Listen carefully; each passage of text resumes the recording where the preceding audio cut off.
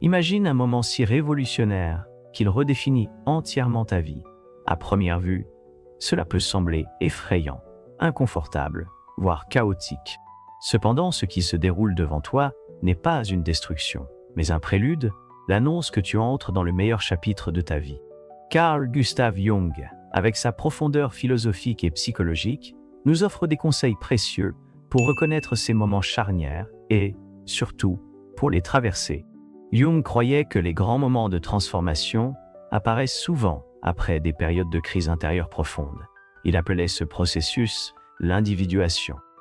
C'est dans ce processus que nous découvrons la véritable essence de qui nous sommes, avec notre personnalité, à la fois lumière et ombre. Cependant, avant d'atteindre cette plénitude, nous faisons souvent face à un gouffre, une confrontation avec ce que nous craignons le plus ou devant quoi nous fuyons. Ce moment de crise qui peut se manifester comme un vide existentiel, une perte ou même un conflit intérieur destructeur, n'est pas un signe d'échec. Au contraire, Jung pensait que c'était le début de quelque chose de grand. Il écrivait « Dans une vie pleinement vécue, quelque chose nous semble manquer. Au sein du bonheur, un mécontentement surgit, nous signalant que nous sommes en chemin. » Cela signifie qu'avant de commencer le meilleur chapitre de notre vie, nous devons abandonner ce qui ne nous sert plus. Des croyances sociales restrictives, des masques ou des schémas hérités qui ont déjà fait leur temps. Ces moments précédant un grand changement peuvent être comparés à la zone de turbulence. C'est le chaos qui précède la naissance d'une étoile. Il est inconfortable, imprévisible, mais nécessaire. Jung utilisait le terme la nuit noire de l'âme pour décrire ce moment où tout semble s'effondrer et où nos certitudes se désagrègent. Cependant, comme il le disait, l'obscurité n'est pas l'opposé de la lumière, mais son complément. L'ombre, comme Jung la définissait, est un ensemble d'aspects réprimés ou ignorés de notre psyché. L'accepter, plutôt que d'en fuir, est une étape clé, car en fin de compte, nous ne pouvons pas atteindre notre moi le plus authentique, caché. Combien de fois t'es-tu retrouvé dans des situations qui semblaient être des impasses, pour te rendre compte avec le recul qu'elles étaient en réalité des portes cachées? La souffrance que tu ressens aujourd'hui peut être l'atelier dans lequel ton caractère se façonne. La clé n'est pas d'éviter l'inconfort, mais de le comprendre comme une partie intégrante du processus de croissance. Jung a suggéré que l'inconscient mène souvent à la synchronicité. Ces moments apparemment aléatoires, une rencontre inattendue ou une phrase qui semble parler directement à votre cœur, ou même des rêves qui résonnent profondément, peuvent être des signaux indiquant que vous vous rapprochez de ce qu'il appelait le soi, le véritable noyau de votre identité. Un autre signe est l'apparition d'un inconfort intérieur. Cela peut se manifester par une envie irrésistible de changement, même si vous ne savez pas où cette aventure vous mènera. Les zones de confort, des poussées délicates, et parfois pas si délicates, émanant de l'univers. Avant la Renaissance, il y a toujours le chaos. Mais c'est dans ce chaos que nous trouvons la matière brute pour construire notre nouvelle histoire. Il y a quelque chose de presque mythique dans les moments qui précèdent de grands changements dans notre vie. Ces instants s'harmonisent avec ce que Joseph Campbell, un autre grand chercheur de la psyché humaine, a appelé le voyage du héros.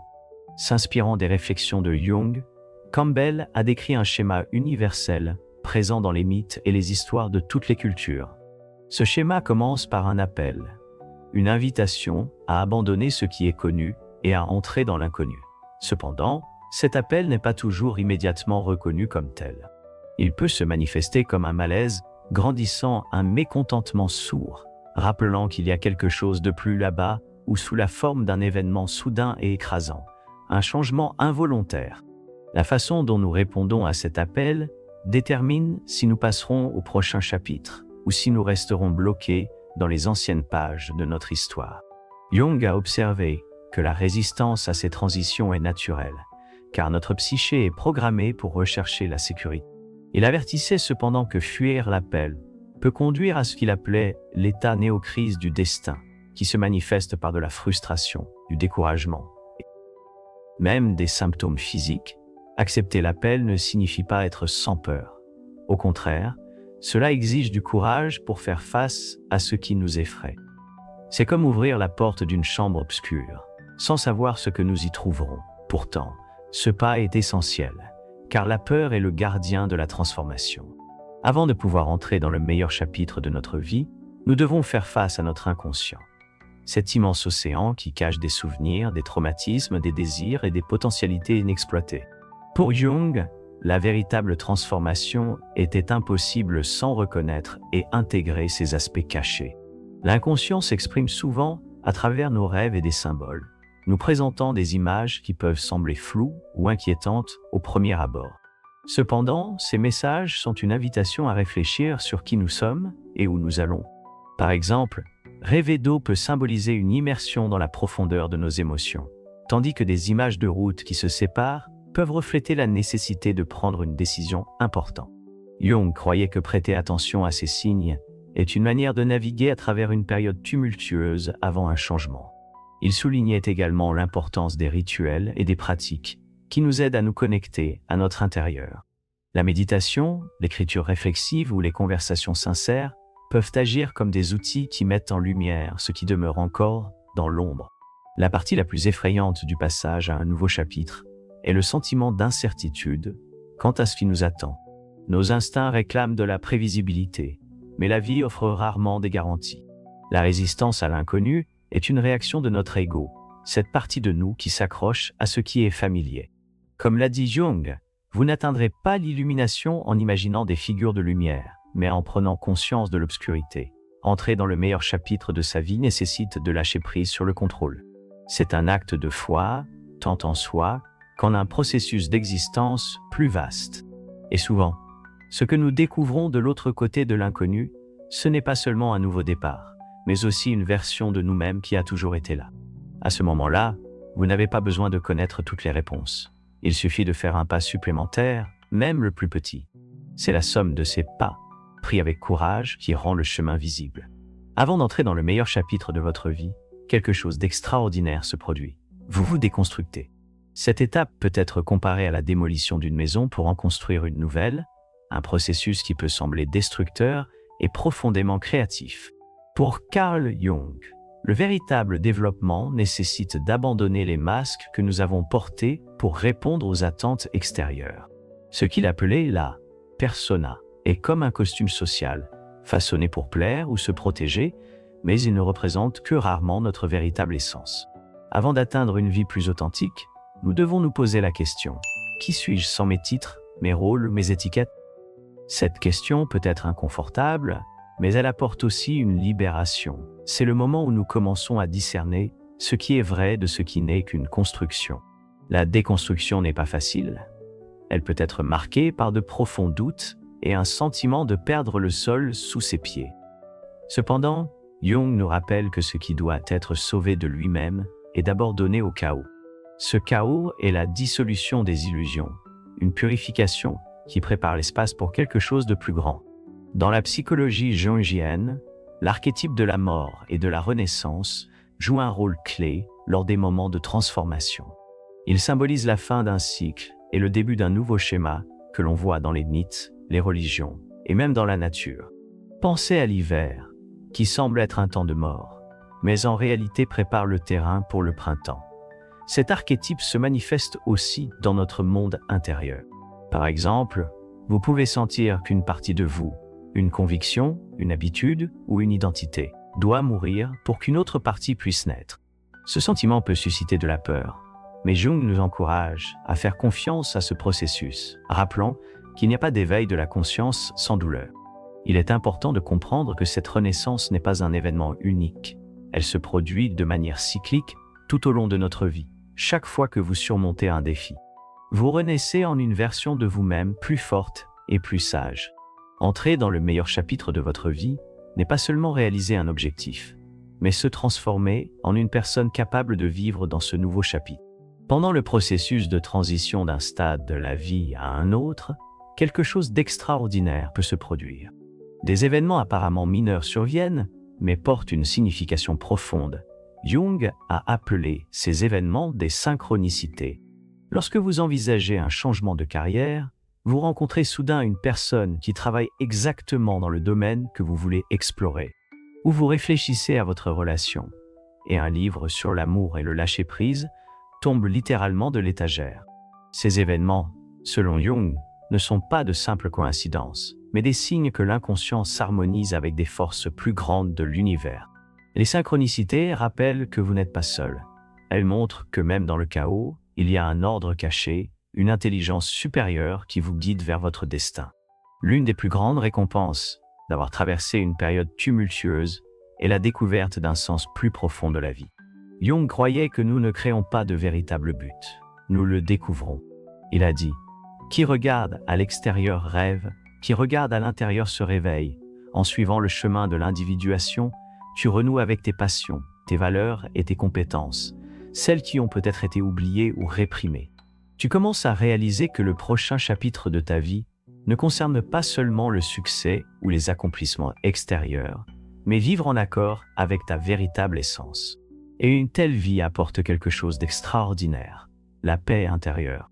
Cela ne signifie pas l'absence de défis, mais un sentiment que, peu importe ce qui se passe, tu es exactement là où tu devrais être. S'intégrer soi-même apporte quelque chose de puissant.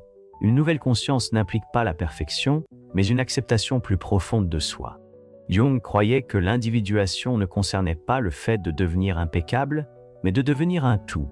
À ce stade, tu commences à voir que la résilience dans la gestion du monde et tes expériences passées, même les plus douloureuses, ne sont plus perçues comme des fardeaux, mais deviennent des éléments clés de ton voyage. Jung a remarqué que les personnes atteignant cet état ressentent souvent un sentiment de plénitude, qu'il appelait connexion avec le soi. Le soi est le centre de la psyché, le cœur le plus pur de ce que tu es.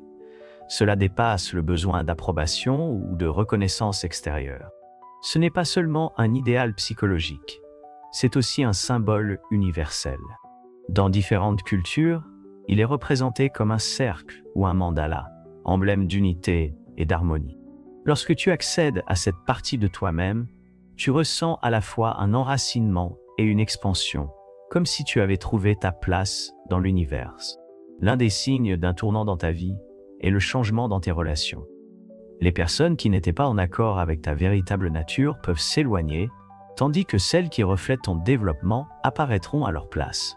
Jung disait « La rencontre de deux personnalités est comme le contact de deux substances chimiques.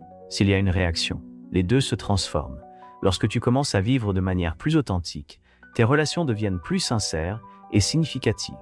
Tu attires des gens qui sont à un niveau similaire de conscience, ceux qui partagent tes valeurs ou complètent positivement ta route. De plus, tes relations avec ta famille, tes amis ou tes partenaires peuvent également évoluer. Lorsque tu changes intérieurement, les dynamiques extérieures suivent souvent ce processus. Cela ne signifie pas que chaque relation résistera à ta transformation, mais celles qui resteront deviendront plus fortes et plus authentiques. Bien que tu aies atteint le meilleur chapitre de ta vie, cela ne signifie pas que le voyage est terminé. Comme l'a souligné Jung, le développement est un processus continu. Chaque étape atteinte devient le fondement de nouveaux défis et de leçons à venir. En pratique, cela signifie que le meilleur chapitre de ta vie n'est pas un but final, mais un état d'être. C'est la prise de conscience que tu vis avec un sens, même au milieu des imperfections et de l'incertitude du monde. Jung nous rappelle que la vie ne consiste pas à éviter les difficultés, mais à les affronter avec courage et sagesse. Il a écrit « Il n'y a pas de naissance de la conscience sans douleur. Cependant, c'est cette douleur qui donne de la profondeur à la joie. Elle fait de chaque moment vécu quelque chose de significatif. La plus belle chose à propos de l'entrée dans le meilleur chapitre de la vie, c'est qu'il n'est pas un point final. Chaque pas sur le chemin de l'individuation t'ouvre de nouvelles possibilités et de nouveaux horizons. Le meilleur chapitre est celui où tu apprends à écrire ta propre histoire, avec le courage d'affronter les défis et la gratitude pour les moments de beauté et d'harmonie. Carl Jung croyait que les émotions non vécues, comme le courage, l'authenticité et la connaissance de soi, pouvaient ouvrir des portes vers un destin plus riche et plus significatif. Ce que tu vois juste avant d'entrer dans le meilleur chapitre de ta vie n'est pas une promesse de facilité, mais un appel à devenir la personne que tu as toujours été destiné à être. Et lorsque tu réponds à cet appel, tu comprends que le meilleur chapitre n'est pas quelque chose que tu trouves, c'est quelque chose que tu crées. Alors, qu'en penses-tu? Es-tu prêt à embrasser la transformation? Si ce message résonne en toi, n'oublie pas de t'abonner à la chaîne de laisser un pouce en l'air et d'écrire dans les commentaires ce qui t'a le plus marqué. Cela nous aide à toucher un plus large public qui cherche également le développement et la connaissance de soi. Et encore une chose, ne pars pas trop vite. Regarde les vidéos qui apparaissent maintenant à l'écran. Elles pourraient être le prochain pas dans ton voyage. À bientôt!